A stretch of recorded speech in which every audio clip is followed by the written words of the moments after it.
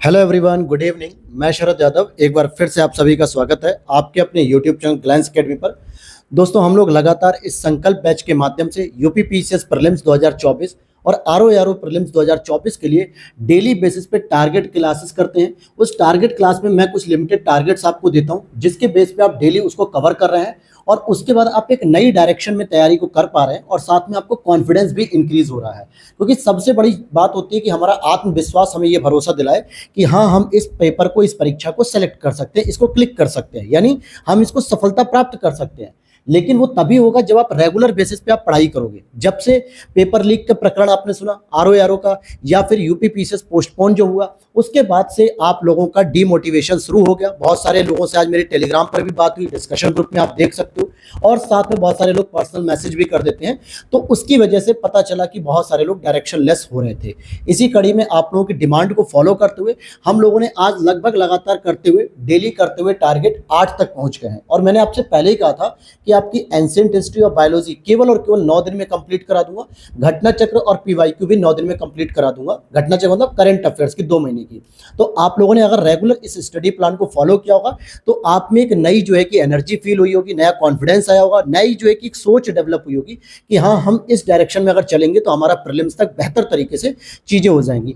और आज मैं आपको एंशिएंट हिस्ट्री के बारे में बता दूं कि आज ही हमारा आखिरी लेक्चर होगा एंशिएंट हिस्ट्री के बारे में। कैसे? क्योंकि इससे पहले हम लोगों ने ऑलरेडी सारे टॉपिक को कवर कर लिया है, चाहे वो बौद्ध धर्म हो, जैन धर्म हो, हड़प्पा हो, पाषाण हो, ऋग वैदिक कालीन हो, या फिर आपके गुप्त पीरियड हो, गुप्तोत्तर काल हो, मौर्योत्तर काल, इन सभी चीज़ों को कवर कर लिया है। लेकिन इसमें कुछ छोटे छोटे टॉपिक्स भी हैं जहां से कई बार होता है कि आपसे एक प्रश्न बन जाता है मैच करने के लिए। उन टॉपिक्स में आप देखोगे तो सबसे पहले अब आपको पढ़ना है पूर्व मध्यकाल, जो कि 800 से लेकर 1200 ईस्वी के बीच का घटनाक्रम होता है। अब पूर्व मध्यकाल का मतलब क्या है? आपने सुना होगा 712 में तो मोहम्मद बिन कासिम जो है कि भारत पे आक्रमण करते हैं, सिंध वगैरह पे, मुल्तान पे, कहाँ कहाँ करते हैं, और फिर महमूद गजनवी वगैरह आते हैं। लेकिन इनको मध्यकाल से बाहर रखा गया, अर्थात पूर्व मध्यकाल में रखा गया, क्योंकि मध्यकालीन इतिहास 1206 से शुरू हो जाता है, जब कुतुबुद्दीन ऐबक भारत की सत्ता पे शासन करता है लाहौर से। हालांकि उससे पहले मोहम्मद गौरी जो है कि इसको इक्तादार बना के जाता है एक तरीके से, ठीक है, लाहौर का। तो हम उससे पहले आप देखोगे कि इसमें चंदेल वंश को आपको कवर करना है, गढ़वाल वंश को कवर करना है, गुर्जर प्रतिहार वंश को, राष्ट्रकूट वंश को और पाल वंश को। ये इंपॉर्टेंट है। चंदेल वंश जो खजुराहो में, जिन्होंने खजुराहो के मंदिर भी बनवाए हैं, जो है कि कंदरिया महादेव वगैरह, और भी इंपॉर्टेंट है। तो चंदेल वंश को आप देखोगे, उसमें बहुत इंपॉर्टेंट शासक होते हैं जो हमें पढ़ने होते हैं। गढ़वाल वंश में आप देखोगे जब जयचंद की कहानी आती है, जो आपको देखने को मिलता है महमूद पृथ्वीराज गौरी से, सॉरी, मोहम्मद गौरी से युद्ध करते हुए। गुर्जर प्रतिहार में आपको पृथ्वीराज तृतीय मिलेंगे, जो तराइन का प्रथम युद्ध, फिर तराइन का दूसरा युद्ध, और जयचंद के साथ जो एक चंदावर का युद्ध।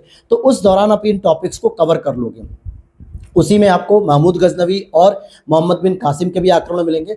और ये जो आपको प्रतिहार वंश, राष्ट्रकूट वंश और पाल वंश, इन तीनों में सबसे इंपॉर्टेंट भी आता है आपका राष्ट्रकूट वंश। देख लो, दंती दुर्ग उसके संस्थापक होते हैं, और भी शासक इसमें आते हैं।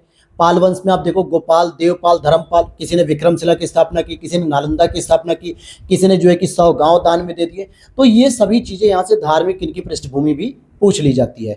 अब इनके लिए जो सोर्स है, हालांकि घटना चक्र पूर्वालोकन जब आप फॉलो कर रहे होगे तो उसमें ये चैप्टर थोड़ा सा कमजोर है। ये चैप्टर कमजोर इसलिए है क्योंकि आयोग भी जो है कि इस पे कम फोकस करता है, और इसी वजह से घटना चक्र ने भी कम फोकस कर रखा है।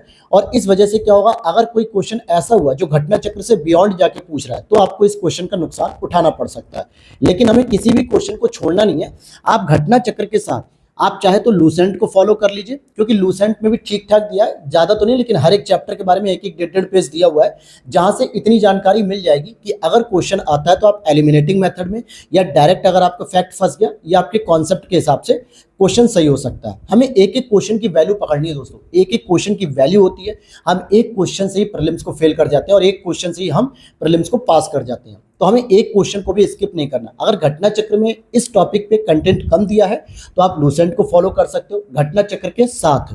और अगर आप घटना चक्र को पढ़ना ही नहीं चाहते इस चैप्टर के लिए, तो सबसे बेस्ट रहेगा आप एस.के. पांडे की बुक पढ़ लो। हालांकि इस पे तो मेरे पास भी नोट्स नहीं है, नहीं तो मैं आपको बता देता।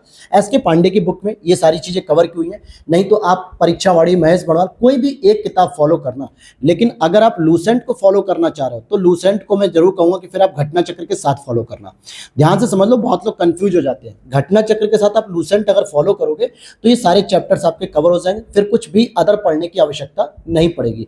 लेकिन आपका मन है कि नहीं सर हम घटना चक्र फॉलो नहीं करते, हम लूसेंट भी फॉलो नहीं करेंगे, तो फिर आपको इसके लिए या तो एस के पांडे पढ़ लो कोई एक बुक, या फिर आप महेश बड़वाल पढ़ लो, या फिर आप परीक्षा वाणी पढ़ लो, या फिर आप कोई भी बुक आपको पढ़ सकते हो। उसके लिए आप डिस्क्रिप्शन बॉक्स में जो टेलीग्राम चैनल दिया है वहां को फॉलो कर लीजिए। डिस्कशन ग्रुप में आप उससे पूछ लीजिएगा, मुझे लगेगा कि ये किताब ठीक है, मैं उसको देख लूंगा, तो आप जो है कि उसे फॉलो कर सकते हो। लेकिन अगर आप घटना चक्र फॉलो कर रहे हो सारे टॉपिक के लिए और बस आपने ये देखा इस टारगेट में हमें थोड़ा सा कमजोर पड़ रही घटना चक्र, तो घटना चक्र प्लस लूसेंट इन दोनों को फॉलो करोगे तो टॉपिक कवर हो जाएगा। नेक्स्ट आप देखोगे इसी में एक टॉपिक मैंने छोड़ा था, शैव और भागवत धर्म, जिसमें आपका लकुलिस आते हैं, पाशुपत धर्म आते हैं, शैव धर्म आते हैं, भागवत धर्म आते हैं, गरुड़ स्तंभ आता है, फिर इसमें जो है कि गरुड़ पुराण भी आता है, ठीक है, हेलियोडोरस का स्तंभ लेख आते हैं। तो ये सारी चीजें आपको घटना चक्र में पर्याप्त दिया हुआ है, 10 करीब 3-4 पेजों में, तो वहां से ही आप पढ़ लीजिएगा, ठीक है। और थोड़ा बहुत लूसेंट के साथ पढ़ लेना, क्योंकि प्रीलिम्स के लिए ज्यादा हमें एंशिएंट हिस्ट्री पे ज्यादा फोकस नहीं करना है। जितना मैंने आपको पढ़ा दिया अब तक 7 टारगेट्स में, उतना तो सबसे अच्छी तरीके से आपको तैयार होना चाहिए।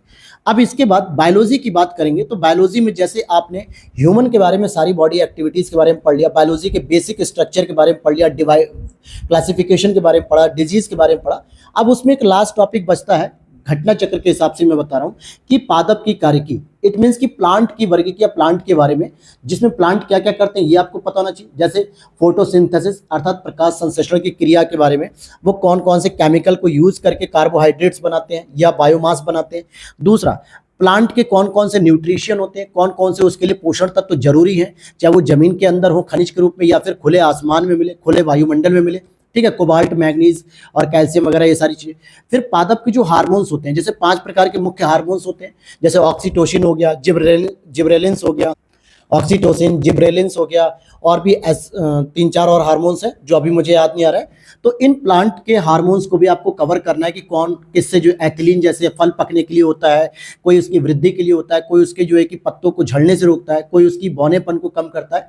ये सारे जो है हार्मोन्स आपको पढ़ने हैं। और पादप जनन, जिसमें आप देखोगे पादप जनन में कि कई सारे ऐसे होते हैं जो पुरुष, पुल्लिंग और स्त्रीलिंग दोनों ही लिंगों के साथ करते हैं जनन, और कुछ ऐसे होते हैं जो एक सिंगल जनन से ही कर लेते हैं, जैसे पुयांग देखने को मिलेगा, जननांग मिलेगा, तो स्त्री केसर, पुंग केसर, ये सारी चीजें आपको इसमें मिल जाएगी। और लास्ट में फाइनली एक आध कभी कभी प्रश्न आता है कि प्लांट के इकोनॉमिक इंपॉर्टेंस क्या है। हालांकि ये मेंस ओरिएंटेड होता है, लेकिन यूपीएससी वगैरह में इसके लेवल के क्वेश्चन बनते हैं, इस लेवल के।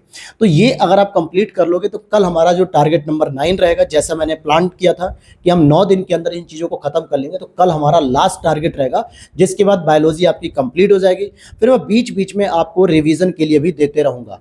बिल्कुल परेशान मत होइए। बहुत सारे लोगों ने कमेंट कर दिया कि सर हमारा फैक्ट भूल जा रहे हैं, हम पढ़ रहे हैं तो याद है, लेकिन 1-2 घंटे बाद, 1-2 दिन बाद हमें लग रहा है हम चीजें भूल रहे हैं। उसके लिए परेशान मत हो, बस पहली जरूरत है कि आपको पढ़ना है।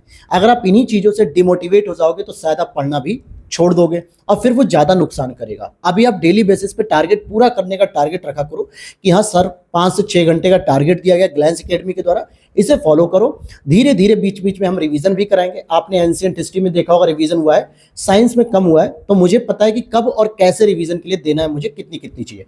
अच्छा, एक और चीज, अभी तक जितने भी हमने 8 टारगेट किए, उनको जिसने भी बेहतर तरीके से डायरी में मेंटेन किए हो सारे टारगेट्स, वो उसकी एक फोटो खींच के पीडीएफ बना के मुझे डिस्कशन ग्रुप में पोस्ट कर देगा और उसके नीचे लिख देगा कि टारगेट्स पीडीएफ, इस तरीके से लिख देना। जिसने भी अच्छे डायरी में लिखे हो साफ सुथरी राइटिंग में, आप उसे पोस्ट कर देना, क्योंकि उसकी हमें जरूरत पड़ेगी। मैं उसमें से बार बार देखूंगा कि कौन कौन से हमने रिवीजन कराए हैं। मैं बार बार वीडियो तो देखूंगा नहीं, और इसकी पीडीएफ भी मेरे पास नहीं है, तो ये आप लोगों की जिम्मेदारी है, आपको इसे पोस्ट कर देना आज ही, इस वाले टारगेट को लिखने के बाद। अब बात करेंगे करंट अफेयर्स को, क्योंकि हम 4 चीजों को लेकर चल रहे हैं। आपकी करंट अफेयर्स भी डेली होनी चाहिए, पीवाईक्यू भी डेली होने चाहिए, और जीएस भी डेली होनी चाहिए। और मैंने आपसे कहा था कि संडे के बाद से मैं सीसैट के टारगेट्स भी इंक्लूड करूंगा। हालांकि आज मैं सीसैट पे कुछ खास डिटेल नहीं देख पाया कि मुझे क्या टारगेट्स देना चाहिए, तो इसीलिए मैंने आज उसको स्किप कर दिया। लेकिन प्रॉमिस करता हूं कल से हम सीसैट के टारगेट्स को भी इंक्लूड करते हुए चलेंगे, क्योंकि हवा में मुझे नहीं देना है। मुझे वो टारगेट देने जहां से प्रश्न सबसे पहले अधिक आते हैं और आप इजीली उस टारगेट को कर पाओ। ये भी चीज़ है, क्योंकि अभी जो 4 टारगेट दे रहा हूँ ना, आप उसमें ही उलझ जा रहे हो। बहुत सारे लोग कह रहे हैं सर यही पूरे नहीं हो रहा है, और जब यही हार्ड वर्क नहीं कर पा रहे हो तो सीसेट के लिए मैं अभी क्या इंक्लूड कर दूँ, फिर आप परेशान होगे। तो मुझे पता है कि सीसेट कितने दिन में तैयार हो जाएगा और कैसे होगा, लेकिन जीएस एक बड़ा पोर्शन है जो कि कट ऑफ यही निर्धारित करता है, तो इस पे भी हमें ज़्यादा फोकस करना है। अच्छा, जनवरी की 2024 के हमने करंट अफेयर्स को कंप्लीट कर लिया था, चाहे वो क्रॉनिकल से हो, चाहे घटना चक्र मंथली हो, या प्रतियोगिता दर्पण, या कोई से भी आप फॉलो कर लीजिए।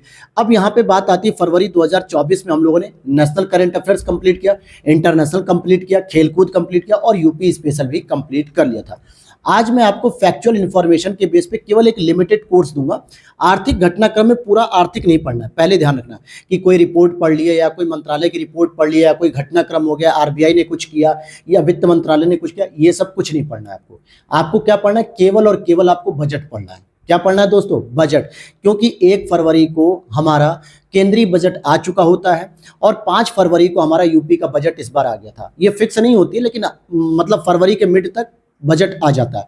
तो 5 फरवरी का यूपी बजट भी आ गया, 1 फरवरी का आपका केंद्रीय बजट भी आ गया। तो आपको बजट को पढ़ना है, केंद्र सरकार का बजट पढ़ना है और यूपी का बजट भी आपको पढ़ना है। और ये चीज ध्यान देना कि इसके साथ आपको इकोनॉमिक सर्वे भी उसी में दिया रहेगा, ठीक है। तो इकोनॉमिक सर्वे को भी साथ में कवर करना है। अब कहोगे आप लोग कि सर इसमें तो बहुत सारे आंकड़े होंगे, बहुत सारे डाटा होंगे। कोई बात नहीं, कुछ इंपॉर्टेंट डाटा को आप लोग अंडरलाइन कर लेना, नहीं तो मैं इस वीडियो के नीचे एक इकोनॉमिक्स की जो मैंने बजट ओरिएंटेड क्लास कराई थी, जिसमें केवल यूपी बजट, सेंट्रल बजट और उसके साथ मैंने इकोनॉमिक सर्वे को पढ़ाया था, उस वीडियो को भी अगर आप देख लोगे ना एक बार ढंग से, फिर अपनी मैगजीन को अगर आप पढ़ोगे, वीडियो मुश्किल से आधे पौन घंटे की चाहे 1 घंटे की, एक बार आप उसे देख लो वीडियो कंप्लीट होने के बाद ही, फिर आपको एक आइडिया लग जाएगा कि बजट में हमें क्या क्या चीज़ें पढ़नी है। सारी चीज़ें नहीं पढ़नी होती हैं, जहां से कोर एरिया से प्रश्न सबसे ज़्यादा आते हैं ना, वो चीज़ें आपको पता होनी चाहिए। तो मैं उसका लिंक लगा दूंगा वीडियो के नीचे और आप उसे क्लिक करना, वहां पे आप उस बजट को देख सकते हो, इकोनॉमिक सर्वे को देख सकते हो, यूपी और सेंट्रल बजट को। उसके बाद आप अपने मैगजीन में इस बजट को पढ़ लेना। केवल बजट पढ़ना, इकोनॉमिक सर्वे, बाकी इकोनॉमिक घटनाक्रम को मैं कल दूंगा, आज नहीं पढ़ना है, ज्यादा लोड नहीं लेना है। और पीवाईक्यू में जैसे मैंने कल आपको दिया था कि पॉलिटी आप रिवीजन करना और साथ में कंप्लीट साइंस को आपको पढ़ना है। आज कंप्लीट साइंस को क्या करना है, रीड करना है और रिवीजन भी करना है, ठीक है। रीड करना और क्या करना है दोस्तों, रिवीजन। जैसे कुछ लोगों का अगर रह गया था तो उसे जो है कि कंप्लीट कर लें और जिसका हो गया वो रिवीजन कर लें। बहुत सारे लोग पूछते हैं सर हम कैसे करें, सब्जेक्ट वाइज हमें एक जगह नहीं मिल पा रहा है। तो घटना चक्र पब्लिकेशन देख लो, यूथ पब्लिकेशन देखो, दृष्टि आईएएस का पब्लिकेशन देखो। दृष्टि आईएएस में तो सब्जेक्ट वाइज दिया हुआ है दोस्तों। कैसे कि पहले 2023 में जो है कि हिस्ट्री का पूरा सेगमेंट कर दिया, 2022 में किया है, 2021 में किया है, ऐसे सेगमेंट वाइज उसमें लिखा हुआ है प्रॉपर कि ये इतिहास के, ये साइंस के, ज्योग्राफी के। तो ऐसे आप हर साल की जो है कि केवल साइंस के पढ़ लो। और अगर इन सब चीज़ों से परेशान हो, हालांकि साइंस का तो अभी मैंने तैयार नहीं किया है, बाकी 4 सेगमेंट जैसे एनवायरनमेंट, पॉलिटी, ज्योग्राफी और हिस्ट्री, इन चारों के हमने हैंड रिटन नोट्स तैयार कर रखे हैं। आप उसे परचेस कर सकते हो। वीडियो के नीचे डिस्क्रिप्शन बॉक्स में एक व्हाट्सअप नंबर होगा, नहीं तो मैं डिस्प्ले पर लिख रहा हूँ, वहाँ पर आपको हर प्रकार के हमारे नोट्स मिल जाएंगे, हैंड रिटन नोट्स, जो कि बहुत ही बेनिफिशियल है। और घटना चक्र पूर्वालोकन के भी हमने शॉर्ट नोट्स बता दिए हैं, बना रखे हैं, उसको भी आप पढ़ोगे तो घटना चक्र पर ज़्यादा फोकस करने पे ज़्यादा समय नहीं लगेगा, आपको बहुत कम समय में घटना चक्र पूरी तैयार हो जाएगी। खैर इस पे मैं डिस्कस नहीं करूंगा। जिन लोगों को पता है वो टारगेट नंबर 1 से जो फॉलो कर रहे हैं, वहां पे उनको सोर्सेस पता है और उन्होंने लिए भी हैं और उनका फीडबैक भी हमें पॉजिटिव मिल रहा है कि सर बहुत ही अच्छे नोट्स हैं, बहुत हेल्प हो रही है, इससे ज़्यादा भटकना नहीं पड़ रहा है। बाकी आप लोग भी जो है कि उसे फॉलो कर सकते हो और जहां से भी आप फॉलो करिए जो भी सोर्सेज, वो आपको क्लियर होना चाहिए। तो क्लियर हो गया। यहाँ पर आपकी घटना चक्र इस नोट्स में, इस टॉपिक में कमजोर है, तो आपको घटना चक्र को मजबूत करने के लिए घटना चक्र के साथ लूसेंट पढ़ लेना। अगर घटना चक्र लूसेंट नहीं पढ़नी तो उसमें से एसके पांडे पढ़ लो, या फिर अदर्स में महेश बड़वाल या फिर परीक्षावाणी पढ़ लो, जो आपके पास है। बाकी प्लांट के लिए तो इसमें घटना चक्र ही काफी है। और मैंने बता रखा है कि हमेशा बायोलॉजी को पढ़ने के लिए आपको लूसेंट को फॉलो करना ही करना है घटना चक्र के साथ। बाकी ये जो है कि मैगजीन हो गई, मैगजीन मैंने बताया, क्रॉनिकल या तो घटना चक्र पढ़ लो मंथली, और पीवाईक्यू मैंने बता दिए, ठीक है। तो ये इस तरीके से हमने सोर्स की भी वीडियो कंप्लीट होगी टॉपिक। और ये हमारा टारगेट नंबर 8 है। मैंने कहा ना पीडीएफ मुझे भेज देना आप लोग जरूर से जरूर। उम्मीद करता हूँ जिसने भी अच्छे से लिखा हो पीडीएफ जरूर भेजेगा, क्योंकि मैं जब इतनी मेहनत कर रहा हूँ तो आप लोग भी मेरी मेहनत के साथ, आप लोग भी मेहनत कर रहे हो, तो उसको जरूर भेज देना, ठीक है। मिलते हैं नेक्स्ट वीडियो में। Thanks for watching.